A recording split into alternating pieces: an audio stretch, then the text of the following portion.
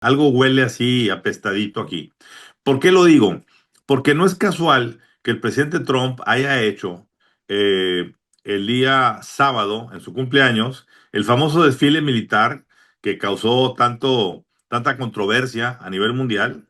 Venía la presidenta Claudia Sheinbaum de una reunión muy ruda, muy áspera con el vicecanciller Christopher Landó en Palacio Nacional, donde fuentes me dicen a mí que parte de esa conversación que tuvieron el presidente y el vicecanciller, pues sí se habló de los famosos objetivos políticos que están siendo investigados en Estados Unidos, a pesar de que haya negativas del gobierno mexicano y haya negativas del Departamento de Estado a este reporte de Reuters de que Marco Rubio ha exigido no una, no dos, sino tres ocasiones que se presente la extradición de políticos mexicanos presuntamente vinculados al crimen organizado.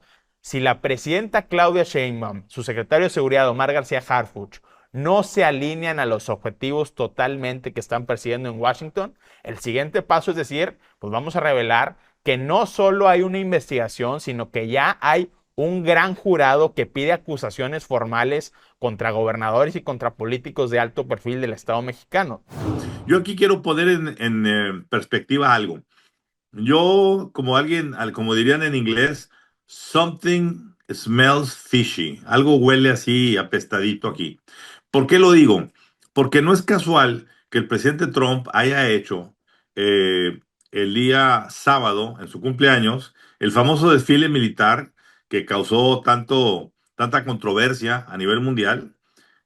¿Por qué? Porque Estados Unidos no es de los que hace como China o Rusia exhibiciones de poderío, desfile de soldados, tanquetas en las calles, aviones en los cielos de Washington. La gente se preguntaba, bueno, ¿y esto cuál es el objetivo de este show off? Y pues prácticamente esto incluso se le revirtió al presidente porque la consecuencia fue que apareciera todo este movimiento de no king, que no quieren un rey porque ya a muchos americanos, millones de americanos, más de 3 millones que desfilaron ese día, pues estaban diciendo al presidente, no queremos un rey en Estados Unidos, queremos un presidente y un presidente que sea para we the people. Bueno, pues no tardamos tanto en saber que ese show off tenía un objetivo. Finalmente, si fue el sábado, para el martes que fue el lunes que fue la reunión, pues apenas 48 horas después, el presidente Trump estaba con los 7 más importantes líderes de este G7, que solía ser G8 con Rusia, pero Rusia fue marginada hace unos años. ¿Y qué pasó? Pues ahí creó la narrativa especial para hablar de que el planeta estaba en peligro, de que se estaba acercando una conflagración, de que ya el asunto Rusia-Ucrania pasó a segundo lugar frente a estas embestidas que se dieron recíprocamente Irán a Israel, Israel a Irán, este lanzamiento de misiles, esta pues desestabilización de una región muy fuerte, una región que, digámoslo así, el motivo de esta conflagración tiene que ver con el hecho de que Irán tiene ya esta arma nuclear que está pues en un búnker ahí bajo tierra y que dicen que ya está hecho completamente y que es una amenaza en cualquier momento y el ayatollah Khomeini pues de una u otra manera se ha enfrascado ya en un tira-tira con el presidente Trump, que ahorita hablaremos de ello. Pero en lo que corresponde al G7, pues por una parte yo siento que fue mejor que no se diera esa reunión con los presidentes, incluyendo con nuestra presidenta Claudia Sheinbaum, porque el ambiente era áspero, era difícil, no creo yo que Trump estuviera en un buen mood para poder hacer sesiones y concesiones. Y yo también creo que Donald Trump no quiso pues empezar a abrir otros expedientes más, ya hay suficientes expedientes suficientes ollas en la estufa como para tener que abrir otro guiso. Y mejor dijo, todo lo que tenía para el martes con los líderes, no del G7, los invitados, como Lula da Silva, como, no sé, no, el ucraniano, Volodymyr Zelensky, pues dijo Trump, mejor aquí la dejamos, me voy a resolver lo que tengo que resolver. Y lo que sí hizo bien la presidenta Claudia Sheinbaum fue en arreglar arreglar un poco la situación en cuanto a que no se regresó inmediatamente a México, sino se quedó a dialogar. Para mí el más importante fue el diálogo que tuvo con el nuevo premier canadiense, ¿sí? ¿Por qué? Porque de una u otra manera México y Canadá son hermanos del mismo dolor con Estados Unidos. Recordemos que de una u otra manera, en esa reunión del G7, la única noticia que surgió fue el que Estados Unidos hizo ya un acuerdo con Reino Unido para bajar los aranceles al 25% en acero y en aluminio, etcétera, pero eso no operó ni para Canadá ni para México. Entonces, de una u otra manera, Canadá y México se quedaron solos allá, sin el presidente Trump, y yo sí creo que de una u otra manera, la presidenta y el primer canadiense tuvieron sus buenas discusiones y conversaciones para poder hacer frente común. Y bueno, Rodrigo, ¿qué opinas de esta situación que se dio allá en Alberta, Canadá? Pues coincido totalmente que la cancelación de la reunión entre la presidenta Claudia Sheinbaum y el mandatario estadounidense Donald Trump, creo que fue positivo para México por el contexto. Venía la presidenta Claudia Sheinbaum de una reunión muy ruda, muy áspera con el vicecanciller Christopher Landó en Palacio Nacional, donde fuentes me dicen a mí que parte de esa conversación que tuvieron el presidente y el vicecanciller, pues sí se habló de los famosos objetivos políticos que están siendo investigados en Estados Unidos, a pesar de que haya negativas del gobierno mexicano y haya negativas del Departamento de Estado a este reporte de Reuters de que Marco Rubio ha exigido no una, no dos, sino tres ocasiones que se presente la extradición de políticos mexicanos presuntamente vinculados al crimen organizado, que sí fue un motivo de discusión. Y aquí la amenaza y la línea está muy clara, porque hasta este momento la actuación del gobierno estadounidense ha sido a través de la filtración de presuntas investigaciones, presuntos sospechosos, pero la línea es si la presidenta Claudia Sheinbaum, su secretario de Seguridad Omar García Harfuch, no se alinean a los objetivos totalmente que están persiguiendo en Washington, el siguiente paso es decir, pues vamos a revelar que no solo hay una investigación, sino que ya hay un gran jurado que pide acusaciones formales contra gobernadores y contra políticos de alto perfil del Estado mexicano. Entonces, esta cancelación súbita de Donald Trump le da tiempo a Claudia Sheinbaum de maniobra, le da tiempo de negociar y vemos ya los resultados que ya hablaremos en la siguiente sección, pero decomisos importantes de huachicol operados por el equipo de Omar García Harfuch. Pues esto se tiene que leer absolutamente como una respuesta de lo que se habló en Palacio Nacional con Christopher Landó. Y hablando del tema Irán, el tema Israel, pues hay que entender cuáles son las consecuencias para México. La consecuencia número uno, creo que hay que hablar de lo que es el papel de Estados Unidos en los conflictos del mundo, porque si bien Donald Trump y una parte de su coalición han sido reticentes a participar en conflictos armados, particularmente en Medio Oriente, se tiene que involucrar la Marina estadounidense porque la amenaza principal del régimen iraní es si nos sigue acosando Israel con bombardeos, vamos a cerrar el estrecho de Hormuz, por el cual pasa casi el 30% de todo el petróleo que se comercia globalmente, y eso en automático significa una recesión para el mundo. Los únicos que pueden evitar ese escenario pues son las Fuerzas Armadas de Estados Unidos. Y eso te habla de hasta dónde este mundo puede sobrevivir sin la presencia de un grupo preponderante, de una potencia preponderante como lo es en este momento Estados Unidos, aunque cada vez se ve más replegada. Y segundo, pues el tema de la recesión hay que considerarlo, porque para México ese tema, si los precios del petróleo se elevan drásticamente, a pesar de los beneficios que pueda tener en el corto plazo para Pemex, la inflación y el bajo crecimiento que tenemos en este país con un entorno complicado allá afuera, pues la situación se puede abrir un nuevo frente muy difícil para la presidenta Claudia Sheinbaum en ese sentido. Pues yo, en primer lugar, el asunto de la presidenta Claudia Sheinbaum, pues creo que a todos nos dio gusto ver un giro en esa política exterior del expresidente López Obrador guiada por sus traumas y por sus complejos personales y que eso le permitía decir, no, yo no salgo del país porque tengo que atender aquí mis cosas. Creo que fue una buena señal ver a la presidenta Claudia Sheinbaum pues lidiando con otros personajes importantes de una manera muy digna, de una manera, pues creo que ella se sabe conducir, creo que eso creo que es una buena señal. En segundo lugar, el tema Trump. Creo que esa salida intempestiva que tuvo Donald Trump de esa reunión del G7 prendió las alarmas y generó esta creencia entre los analistas que así como intempestivamente sale de la reunión, también está entrando en conflictos el presidente Trump un día sí y un día no. Es decir, no hay o no alcanzan a ver una estrategia del posicionamiento global de Estados Unidos. ¿Por qué?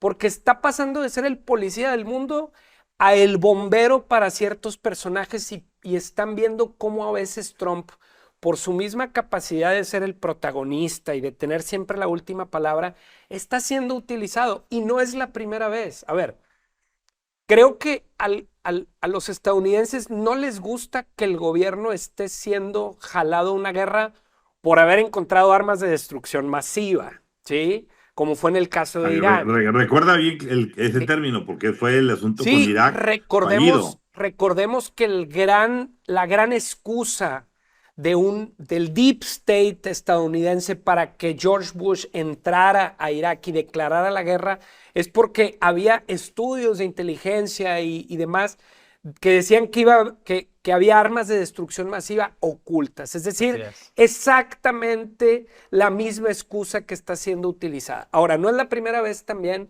que el presidente Trump es played o es usado por un autócrata o por una persona. Veamos a Vladimir Putin, ¿no?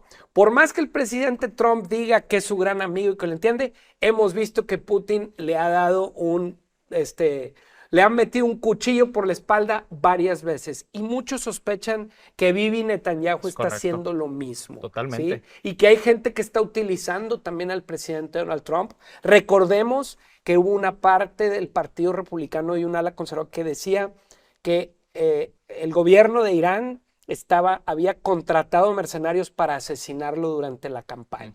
Entonces, estamos viendo y creo que las alarmas se encienden porque ven a un presidente Trump que no tiene una estrategia, sino así como sale del G7, entra un conflicto, sale de ese conflicto y entra a otro, ¿no?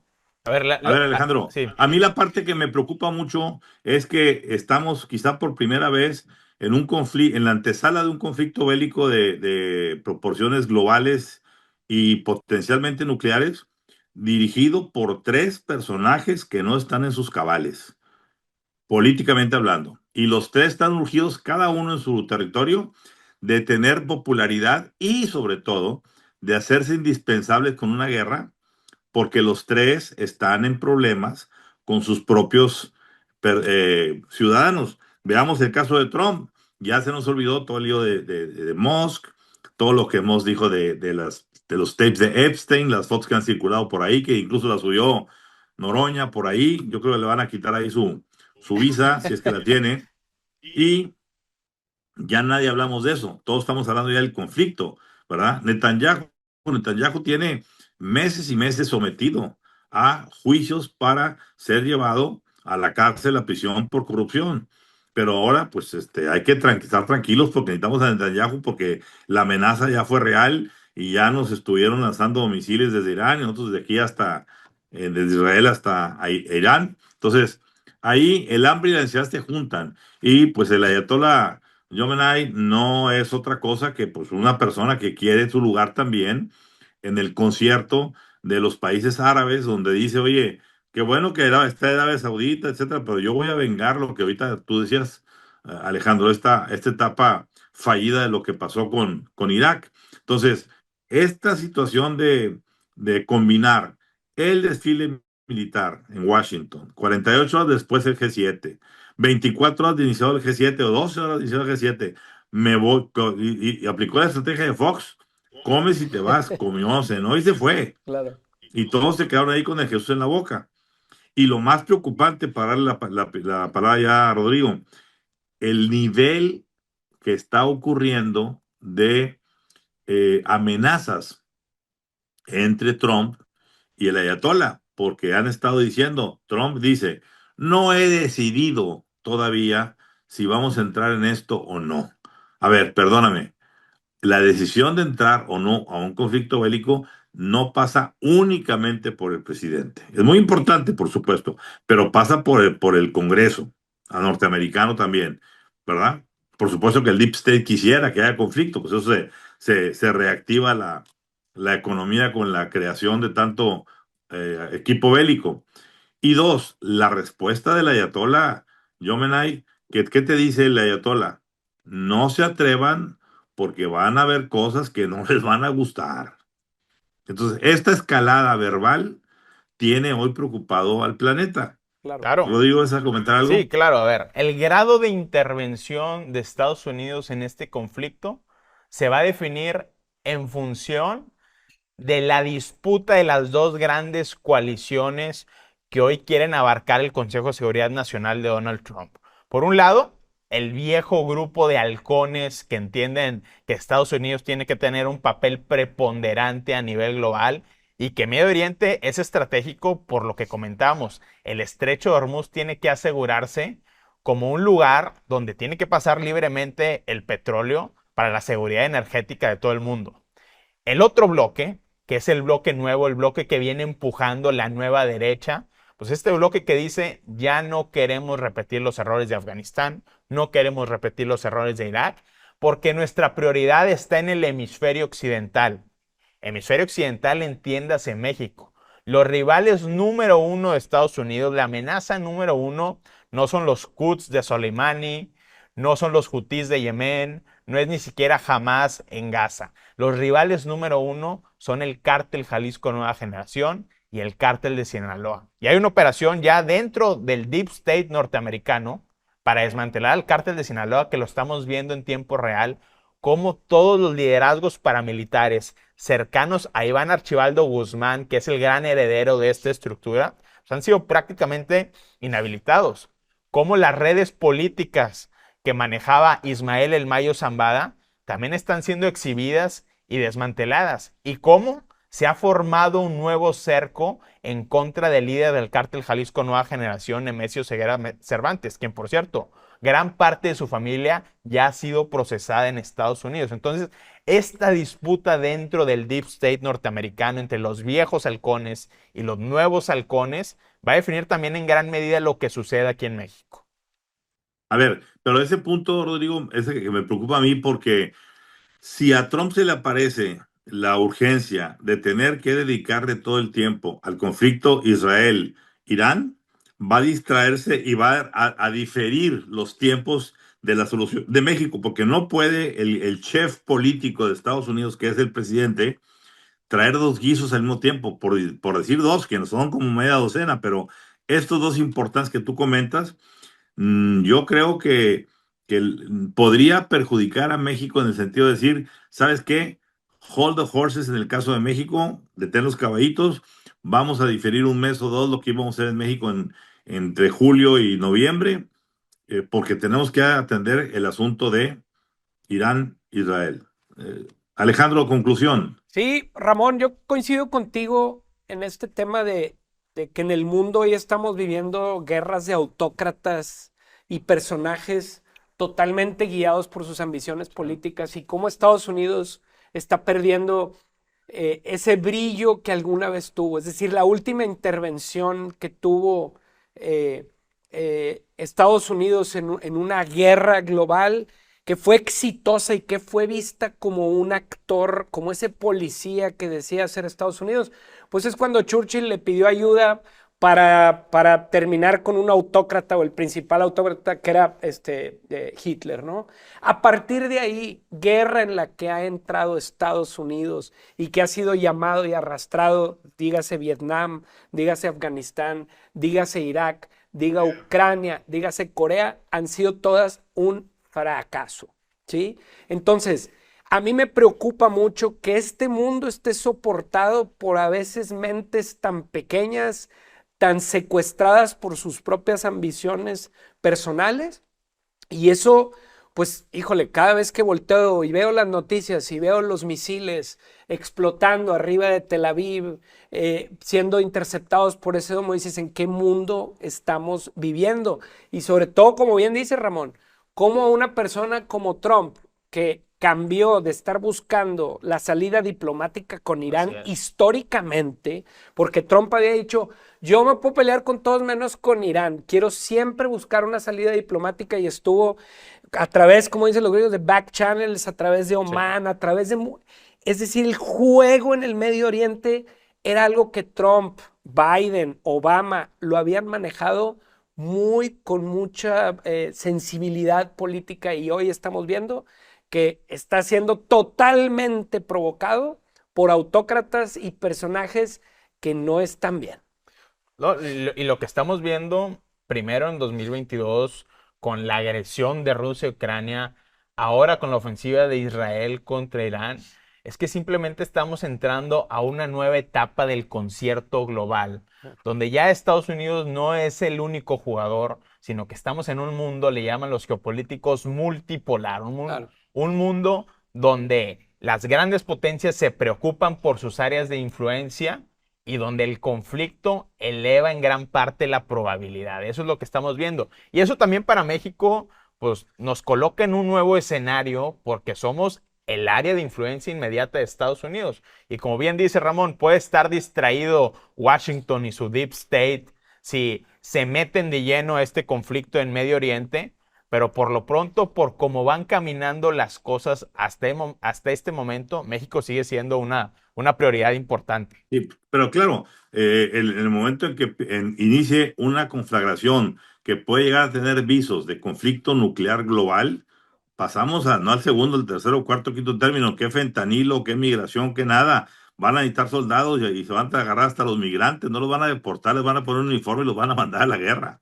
Pero bueno, yo lo que quiero decir aquí es cerrar con dos cuestiones. Uno, pues que este impasse que se ha dado, ojalá que lo aproveche bien aprovechado la presidenta Claudia Sheinbaum para poder realinear sus fichas. Esperemos que haya regresado de Alberta, Canadá, con nuevas disposiciones respecto a lo que piensan los políticos canadienses. Y dos, preocupadísimo bastante desde el momento en que Donald Trump pues está diciendo no admito un cese al fuego. O es rendición total o nada. Y que la Ayatollah Khomeini lo que esté diciendo abiertamente sea yo hincarme ante el poderoso jamás. Entonces estamos en posiciones ni siquiera 1 metro, 2 metros de acercamiento, no digas centímetros, 2 metros no hay, kilómetros y kilómetros, violentos ambos, como ya lo dijimos los tres ahorita aquí, son tres autócratas en donde descansa hoy el futuro de este planeta.